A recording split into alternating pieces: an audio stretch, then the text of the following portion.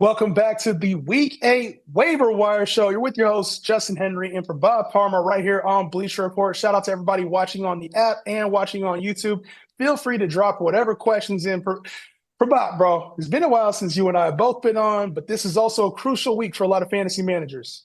Yo, huge week, especially those struggling to get into playoff contention. Look, man, this is by Mageddon. It's here. They've been talking about it. We've been anticipating it, but this is one of the weeks with the most buys. The Cardinals, the Jags, Lions, Raiders, Rams, and the Seahawks. Damn near the whole NFC West right there. But man, we're here. We're here, but we got you guys. We got you guys. And listen, with Mageddon means that we're going to have a lot of holes in our lineup. And there was also a lot of injuries this past week, week 8, to the quarterback position. We saw Mike Evans. He's probably out for the year with a broken clavicle. And then also the concussion, the scary concussion, seeing that on TV. So sucks that we have that. And I know for your fantasy teams, there might be some holes. The one thing I will say, P, and I think you may be able to agree with me, is that there's some option out there, but there isn't a whole lot of those elite level options out here. So we're going to have to get kind of creative on this waiver wire to help you guys out. That's all right. That's a fact. That's a fact. So, yeah, I mean it's like that. So, but we got you guys. We got you guys. So if you guys have questions about specific players, trades, feel free to drop them in the chat. But we are going to get going here. And the first player, P, had a crazy game. I'll let you talk about it. Yeah, let's jump into it, man. Orande Gadsden. So this tight end, listen, a rookie tight end, nobody really expected, but he happened to be, thrust into a starting role a few weeks back with the injury to that position there. And he really had his breakout game, what I feel like, like a shootout, going against a tough defense with the full arsenal of weapons there. Orande Gadsden still stood out and he still shined. 9 targets, 7 receptions, 164 yards, and a touchdown. So the breakout is here. We've seen since he had taken over the starting position over there, his snap share had steadily increased each week. We're seeing a lot of trust from Herbert in this young tight end in the third and fourth, in the second half of that game, him receiving a touchdown. He seems to assume the role of not just like an outlet pass, not just like a sip, because these catches that he's getting, the targets that he's getting, 8, 9 yards out from the line of scrimmage. So these are quality targets he's receiving. So, and when you look at this Chargers offense, they got an array of weapons, and from when it comes to pass catchers, so it becomes like a scene of like, who are we going to guard? And who's going to be open, and it seems like the odd man out is going to be guarding this rookie tight end, and he's definitely taken advantage of him with his skill and his size and his athleticism. This is definitely a good pickup, especially with the landscape of the tight end, how it's working out right now. You would think that there'd be a lot more consistency from the tight end position in this fantasy year, but it's the complete opposite. So where there's inconsistency, there's hope. So Arande Gatz is definitely a good pickup, in my opinion. There's hope because that's probably what you're leaning on is hope that he can contain this role for the next 3 to 4 weeks. And if he can, this is the type of player who could have a season long role with this team. There is no Marion Hampton. So we're looking at, okay, what are the red zone options here? We know Keenan Allen's kind of a guy that moves the chains. We know Lad McConkey can be a burner downfield, but also just in a good receiver overall. And Quentin Johnston, teams know that that's the red zone guy. So who's the other option here now that Amarian Hampton is going to be out for a significant period of time? Kamani Vidal isn't a true red zone back. You get Hmm. a big body in Gatson. And so now we have this tight end who is not just a red zone threat, but also a threat here in the receiving game. Big game for him. And let me ask you this. So you got a Rondé Gatson now. Are Hmm. you looking to replace some of these guys who have been like the Jawan Johnsons of the world, or some of these tight ends who have kind of come into the fold here early, but have started to disappear over the last couple weeks? I would. Because like the Jawan Johnsons, like you've mentioned, there have been Foster Moreau, and the other tight ends have gotten healthy over there in New Taysom Orleans. Hill. Taysom Hill is back as well. He's like a Swiss Army knife. And then you also see like there was a lot of hope for out there in Miami, but he ended up getting hurt Darren as Waller got well. hurt. Yep. Yeah, so where I think that this is a little bit more of a mainstay because we don't know if he's going to be injury prone or not. But like I mentioned before, like with the full array of the arsenals that they have over there on the Chargers, he still shined. It's not like he was making up for the absence of Keenan Allen or any of the other pass catchers. Maybe you can attribute it a little bit towards their running game and it being missing there, but I think that this is an actual true breakout. Yeah, they did have to throw a number of times more so than they normally do, but 9 targets, 7 catches, 164 yards, and a touchdown in crunch time when they needed it. That shows to me a little bit more reliability. So this is somebody I'm definitely keeping on the bench. I think he's going to have a little bit more of a long-term stay in this offense more so than like a Jawan Johnson. Yeah, and especially if you were waiting on Brock Bowers and you haven't had sustainable tight end play, he's a pickup. The Lions have a bye this week. So Sam Laporta, if you were rostering him, this is a good pickup. The Cardinals are on a bye as well. So Trey McBride, if you're waiting on him. This is one of those pickups that if it sticks, now you even have an additional trade piece here that you can flip for something more as we get closer to the trade deadline in league. So good call there on Aronde Gasson, P. That's all I Another got. player that I liked, yeah, another player I liked in this AFC West as well. Not necessarily a rush to pick out, but this is just one of those players that I'm looking at as a potential future piece here. And this is Brashard Smith.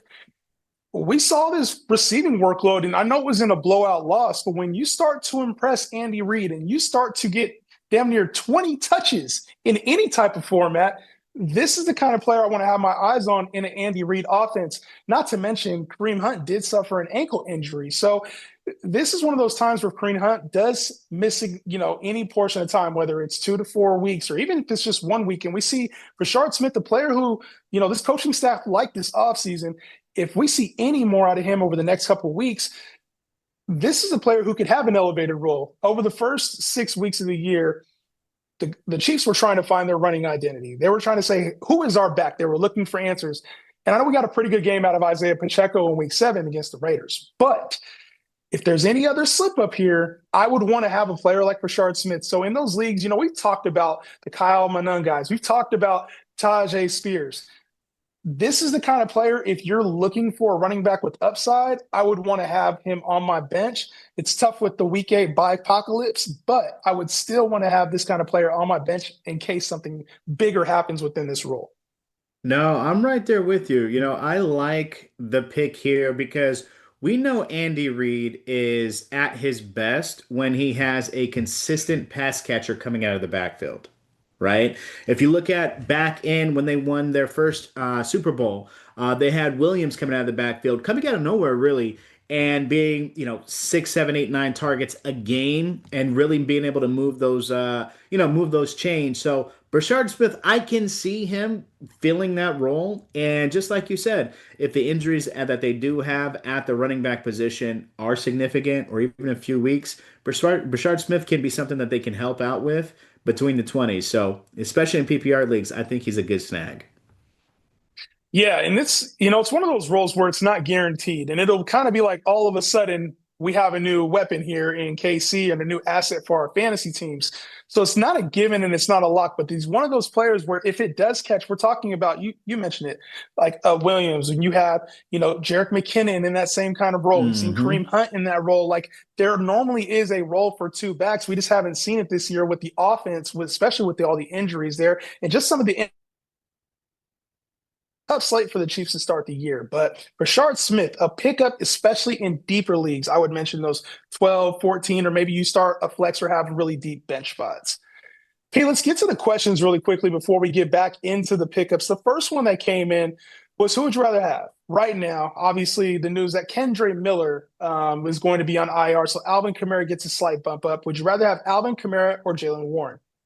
This is a good question. You would initially you jump and say Alvin Kamara. But I'm gonna go with Jalen Warren. It seems like Jalen Warren is being used in. Yes, I'm going Jalen Warren, bro. I think that Jalen Warren's being used a lot in this offense. He is just looks far more effective in this offense. And if you've seen him that Thursday night game, boy, he's carrying everybody. Running 8, 10 yards a clip. He just looks like strong powerhouse guy. And the offense overall is just a better offense. It seems like they're going to be moving the rock a lot more. And that's kind of what you want to gravitate towards. I love Alvin Kamara, the idea of Alvin Kamara, right? But he's on an offense that struggles. They're learning a lot there at quarterback. And I think that those things are going to stifle a running back's production. Whereas it seems like they got things figured out offensively, at least. They're run heavy. It's a really run heavy team with Pittsburgh, and I would take that all day. See, and I get it because that offense is moving really well for Pittsburgh right now. They've already had their bye, which is also another thing to factor in right now when you're making deals or making pickups is players who have already completed their bye. Jalen Warren has.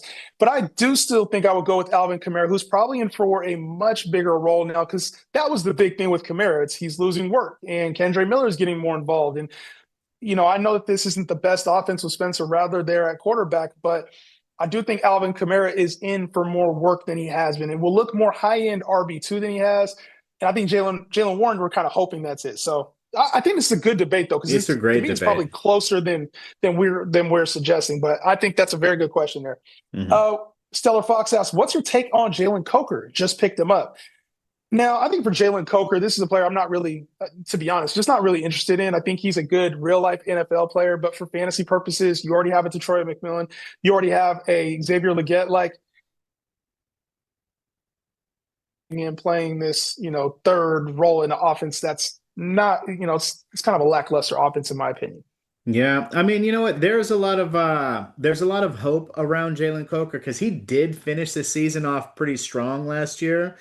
But like you said, they filled that position with Tet. Now, this is somebody, if you have an extra space on your roster, if you have an extra space on your bench, I would pick him up just to see where he's at. But he had chemistry with the quarterback there that is now hurt, right? He's going to be missing a few games. Will he still maintain that same chemistry with the Red Rocket there, Andy Dalton, for the next few weeks? Who knows, right? But I mean, I think you could do a whole lot worse. So if you do have an empty roster spot, you could do a whole lot worse than rostering Coker. Yeah, the next one that came in, start Pacheco versus Washington or Kamani Vidal versus Minnesota in a half point PPR league. And I think I'm going with Pacheco still. They need him in this offense. He played well. And I think Vidal, we talked about it, P, with the Rondé Gasson. There's just a lot of mouths to feed there in that Chargers offense. Which one are you starting? This is close. I do think I'm going to start Vidal. And the reason I'll start Vidal is, Minnesota's really good against the running game. We know that. They're a pretty good defense overall. But especially in half point PPR, we're talking about, Vidal does catch the rock a lot. Right, Vidal is an outlet passer, whereas Pacheco, we just talked at length about Brashard Smith and his receiving role. So Pacheco is really like, if he doesn't get you a touchdown, you're probably looking at like 6 fantasy points tops. Whereas Vidal could not get you a touchdown, and you can still get like 12 fantasy points. So give me Vidal all day. Yeah, last one before we get back to the list. Rico Dowdle. Obviously, Rico Dowdle, had that strong 2 game stretch. And then we saw, kind of a split workload here with Chuba Hubbard. And there's a chance that he could earn more of a role, or maybe it's going to be this ugly split for the near future. But who would you rather have, Rico Dowdle, or would you rather trade him for a person like Jalen Warren? I think that I would. Oh my God, this is tough because he definitely showed out in the time that he had that receiving role or had that full-time role over there in Carolina. And I don't want to come off as a Warren stan, but when you factor in everything, right, you already got the buy out of Warren. He looks like a vital part in that offense. Whereas, like, Dowdle, is he going, like, how many carries on a week to week basis is he going to have? You seen him last Right. week, still looked a little bit better. But Warren seems like he had it definitely has a role, a stranglehold in that offense. And He's really, when you think about it, he really is the heartbeat, right? They run out two tight end wide personnel or two tight end personnel all the time, so they're always a threat to run.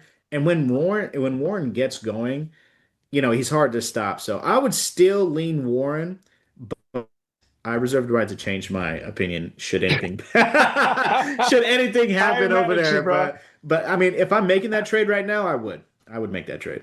Yeah, I would make that trade too. And I think you get one of the things in fantasy is sometimes you need the stabilizers. And I think with Dowdle, there's, a lot of variance. He could either be like a top 15 running back if he gets the starting gig, or maybe he's not useful for our fantasy teams in a complementary role for the rest of the year.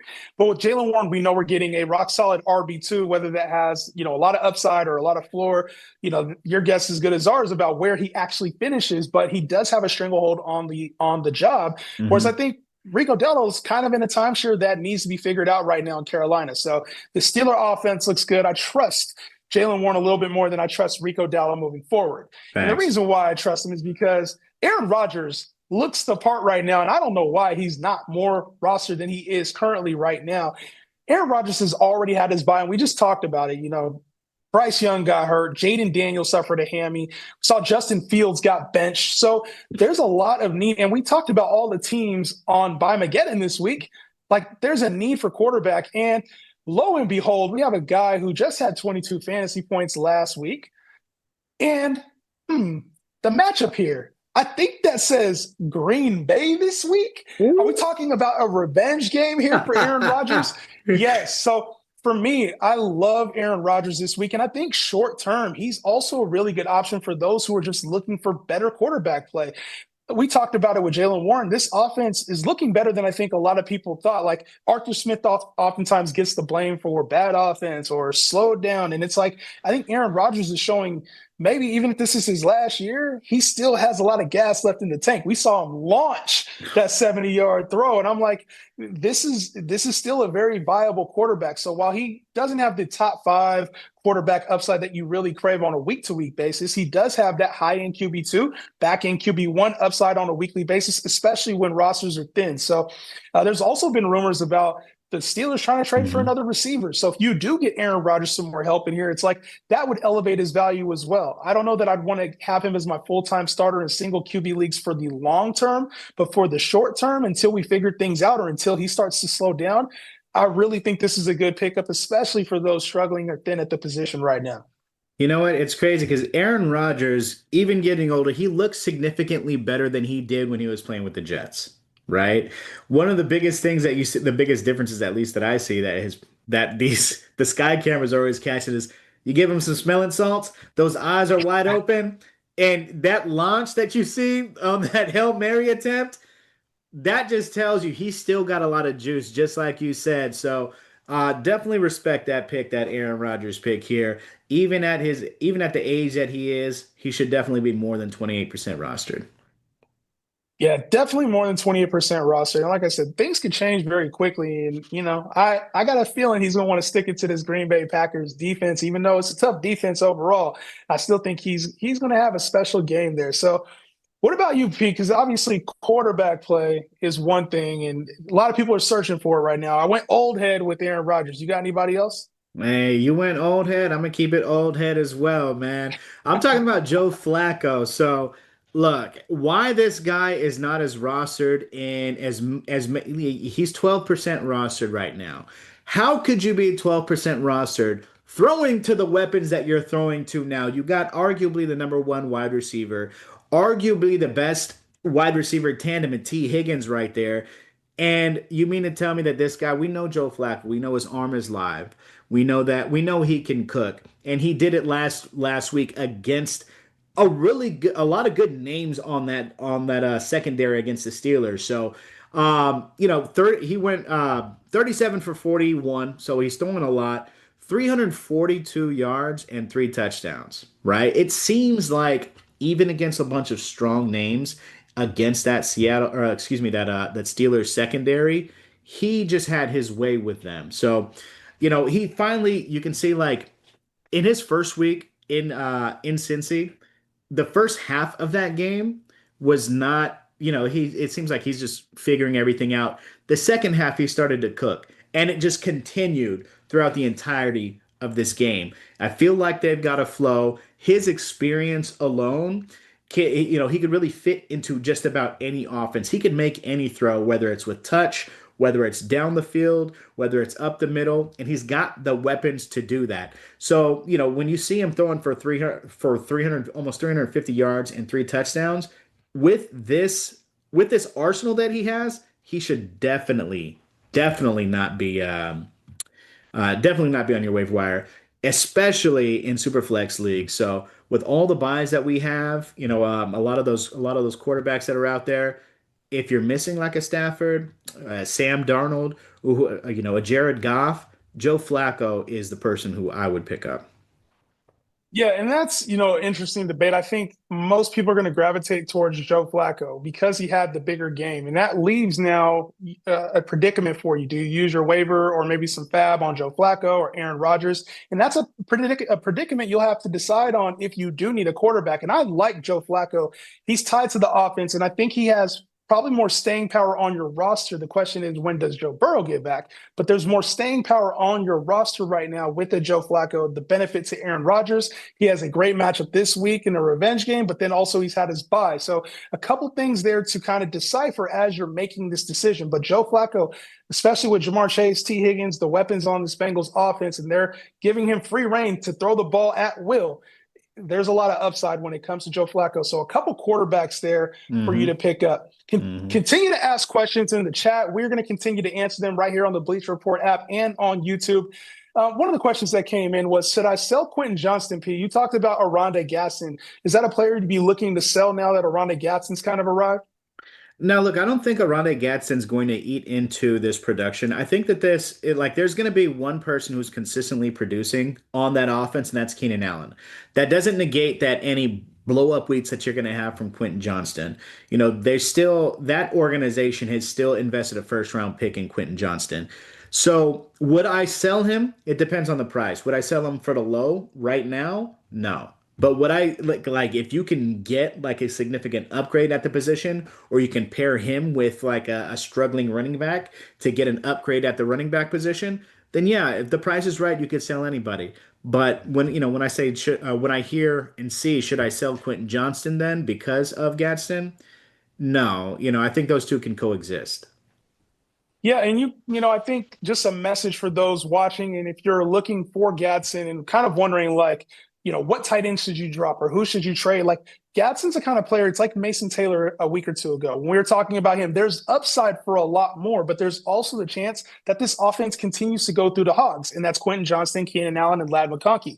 So it's an upside play more so than it is a lock, and you have to go sell Quentin Johnston, or Oronde Gadsden now has this huge role. This is more of a, hey, if things click for this young kid, he's going to become a bigger part of the offense. At least that's how I'm playing it, P, because we've had a couple questions here, and I'll kind of rapid fire this to you. If you have Darren Waller, you dropping him for Oronde Gadsden? I would, yeah. I would, because Darren Waller's hurt right now, so yeah. Yeah, with the injury, I would go get Gadsden. What about Hunter Henry? Would you drop Hunter Henry for Gadsden? This is a closer one. I think Hunter Henry, like we've seen the consistency. So I think Hunter Henry possesses a higher floor, whereas Gadsden is going to give you a higher ceiling. But just based off the consistency, I think I would prioritize Hunter Henry. I go Hunter Henry, and I think he's a little bit more consistent, a little bit more proven. Probably offers a similar ceiling as the same as Oronde Gadsden. A question that came in, good question that came in. I have Lamar and Knicks. Who should I try to trade for a good wide receiver and tight end? And P, I'll kind of take this one because this is market value 101. One player right now is coming off of an injury, has already had their bye, and is probably you're going to have to sell him at a lower value than if he came off of a 39-point game like Bo Nix did. This is the classic moment where everybody's going to say sell high, but we're selling the market value more so than selling high on the player. Bo Nix came into the season as a top 10 drafted quarterback. So now when you go to sell him value-wise a couple of weeks ago, you would have said, I don't know, Bo Nix, I don't really need a quarterback. There's teams that need a quarterback now, and they need production right now, especially if they don't have a winning record. Bo Nix is the perfect player to go sell right now after a damn near 40-point game. P, I don't know if you agree with that or not, but I'm going Bo Nix over Lamar Jackson. Keep Lamar, sell Bo. Oh, that's, I don't think it's a question. As a matter of fact, you take Bo Nix and then you flaunt his 40-point game and then you go sell him to the Jaden Daniels owner who and then sell the fact that Jaden Daniels often injured, re-injured that same hammy that he injured before. And how much can you trust him? Here's gold and Bo Nix and you set your own asking price. Set your own asking price. Nino knows asks a 16-man league flex bye week situation. Do you go with Brashard Smith or are you wasting your waiver spot on Xavier Legette, who may or may not be talked about here very briefly? That's a good question. I think that I would go with Brashard Smith in this case. With Xavier Legette, they got him in the second round. Athletic guy, big body guy, but they also drafted a wide receiver in the first round this year, and he seems to be Well, a target monster. Xavier Legette was a first round pick too. Was he? I thought he was a second round pick. I thought it was an early second round. Yeah, no, he was a first round. That's Keon Coleman. Xavier Legette was a first round pick, and we'll talk about him in a minute. But the Mhm. upside is there, and as a secondary receiver too, P. You know that's one of the things. It's like you have to kind of take a chance with the secondary receiver versus Brashard Smith, where you're going with kind of the upside play there. So I think in a 16 team league, you might need production.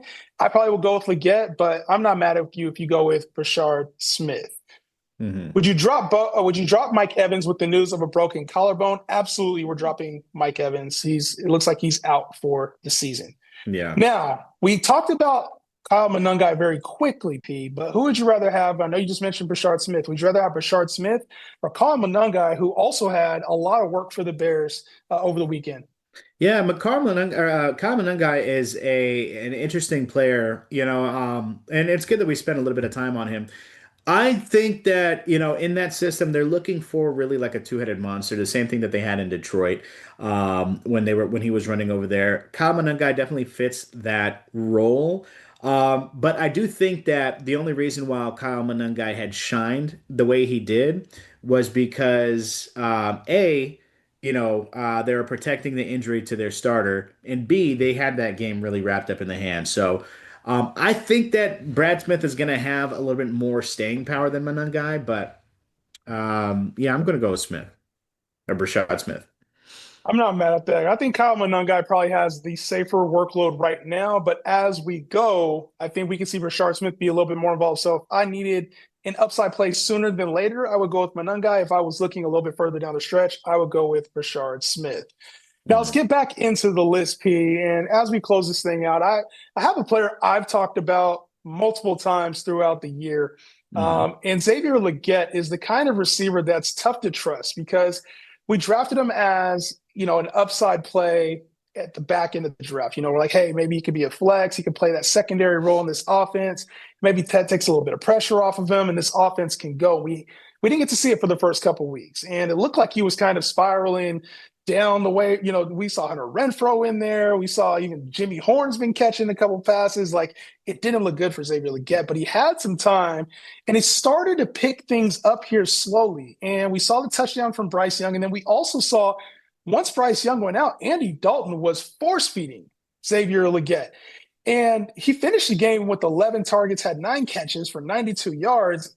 That's a really good game for a player who was on benches and waivers in most leagues. And I know this team needs him. Like they need to get production out of him so teams don't just key in on Ted McMillan.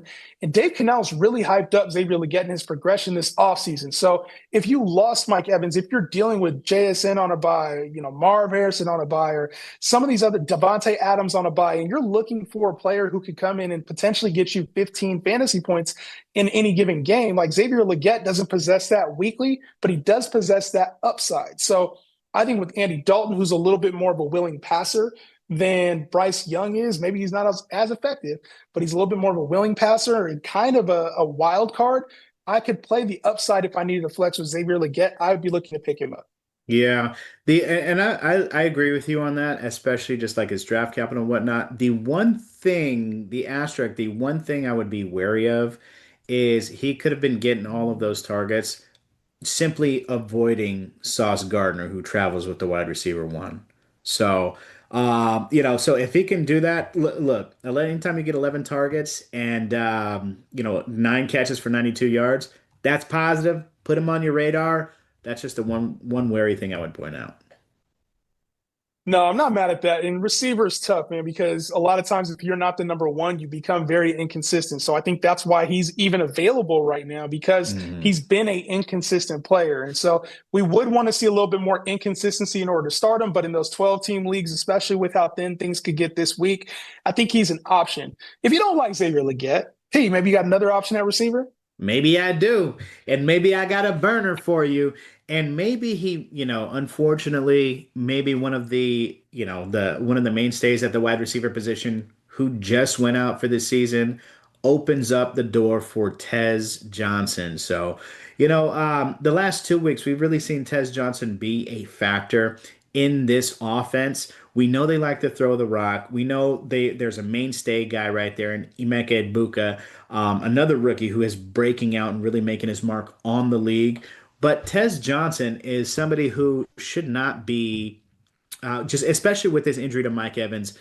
I really think he should be owned. We know that this offense can support two wide receivers, right? We know that Tez Johnson can definitely spread the field or stretch the field rather, and we know that Baker Mayfield has a cannon to get it to him. So what it looks like is going to happen here, the older wide receivers are taking a backseat to this youth movement at the wide receiver position.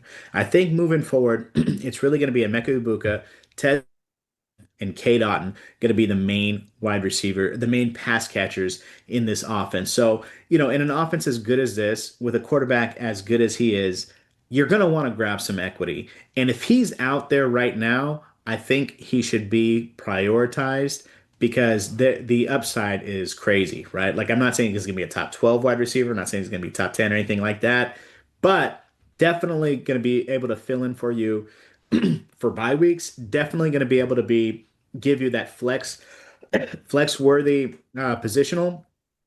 Definitely a good grab. Yeah, and he's one of those players, P, where like even he had that touchdown that was just outthrown. Baker just overthrew him. He could have had an even bigger day. And Hmm. so Baker's kind of a guy that goes with rhythm, right? Who's open, who's available. And if Tez Johnson is there in this offense, he'll get him the football. And unfortunately, one of the all-time greats at the receiver position, Mike Evans, will be out. And so this team, it's not like they're just going to stop throwing the football. Bucky Irving's out as well. The one caveat I'll say is that they do have a week 9 bye, and we know that Chris Godwin was just starting to get back before he got re-injured. And so we could see Chris Godwin, but even after that, Tez Johnson could still have a role with this team. So I do like Tez Johnson as a pickup. And this is a player that, I think he will have some bigger weeks and then he'll also have some duds. But more often than not, if he is part of this starting roster, which it looks like he might have worked himself into, Tez Johnson will have upside on a weekly basis. Love it. Let's get a couple more questions, P, before we end the show today. Do I drop Mason Taylor for Gatson on my bench? I already have McBride. Mason Taylor, another player that was kind of hot there for a minute. He had like 25 targets over 3 games, and then, it's kind of dissipated since we get a new quarterback in Tyrod Taylor there. Are we trusting Mason Taylor? Or are we going for Rondé Gatson? I think Aranda Ganson has definitely more upside, and that's what you're going to want. I mean, you're going to be weekly after this by starting McBride, but you're always going to want to have the higher. When you're making these types of decisions, Mason Taylor, Aranda Ganson, you want to look at the full scope. And we're going to go quick here. I would just say Gadsden. I think there's just more question marks with the players surrounding Mason Taylor. Like him as a prospect, like him as a player, as a fantasy player, give me Gadsden.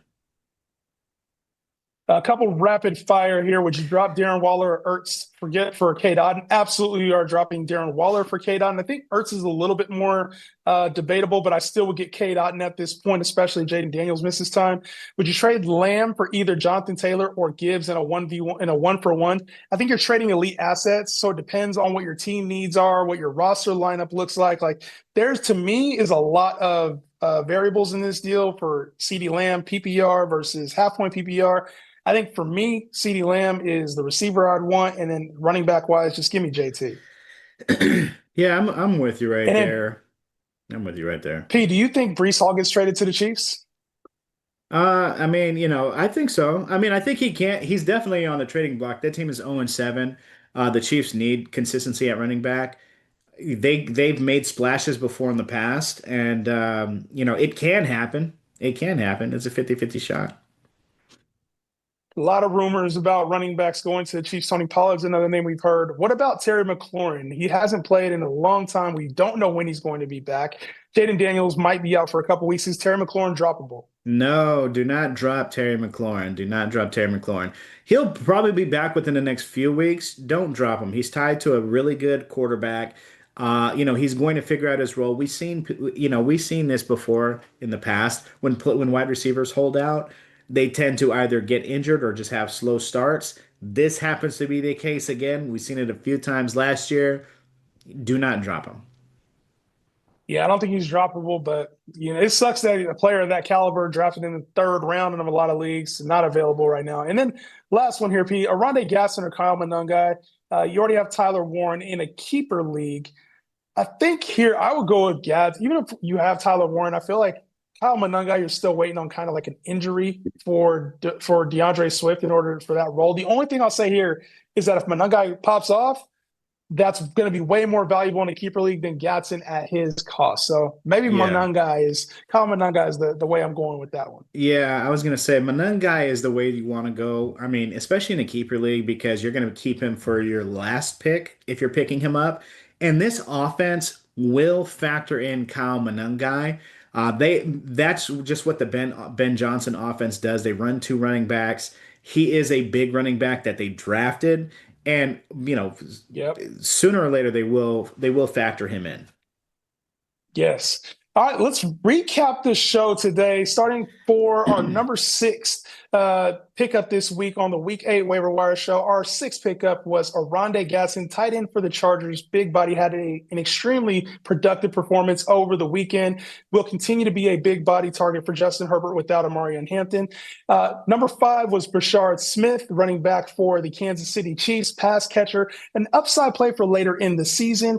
Probably short term if Kareem Hunt is going to be out for any kind of time. We also had number 4, Aaron Rodgers, quarterback here for those teams that needed, especially during the bye apocalypse. A nice steady revenge game he has on deck against the Green Bay Packers this week. Joe Flacco, our third, number 3 on our list, who does have upside weekly with Jamar Chase, T. Higgins, in the Cincinnati offense, had an explosive game last week. Number 2, Xavier Legette, who's stepping into a nice role here. Obviously, Andy Dalton at quarterback, and Bryce Young is to miss an extended period of time, would be the quarterback and a little bit more willing of a passer here. So Xavier Legette has stepped up in a major way since his return from injury.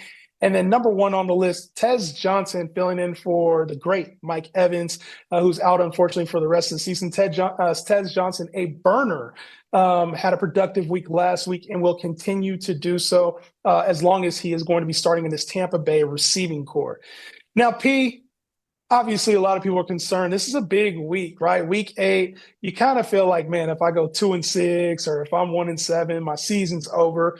You got any words of wisdom for anybody panicking right now on week 8, or maybe, at that mid-tier point where they're like, man, I don't know how to feel about my team?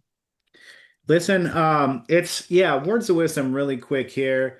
A lot of top performing players are underperforming. And it's tough because, you think, oh man, I'm the only one suffering. There's about 6 or 7 other people in your league that are feeling the exact same way. We're only at the mid-season point, right? You still have a lot of time. It's not yet time to panic.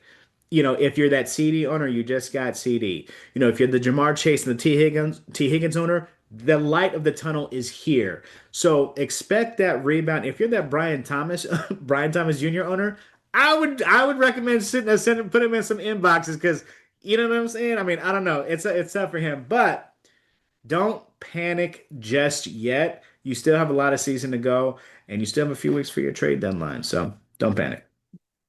Yeah, and some words for those teams who are stacking up. I would be, if you have 7-0 record, 6-1 record. Oh boy, this is that time to be a shark. So send out those trade offers to those panicking teams and take advantage of that. Also look ahead at buys, and I think this week and next week it's time to start looking ahead to the fantasy playoffs and making those long-term moves as opposed to always those short-term moves to get wins. So Pete, it was a good episode here for myself, Justin Henry, for my colleague, for Bob Parmar. This has been the Week 8 Waiver Wire show right here on Bleacher Report. We will see you guys on the next one. Peace out. Peace out, y'all.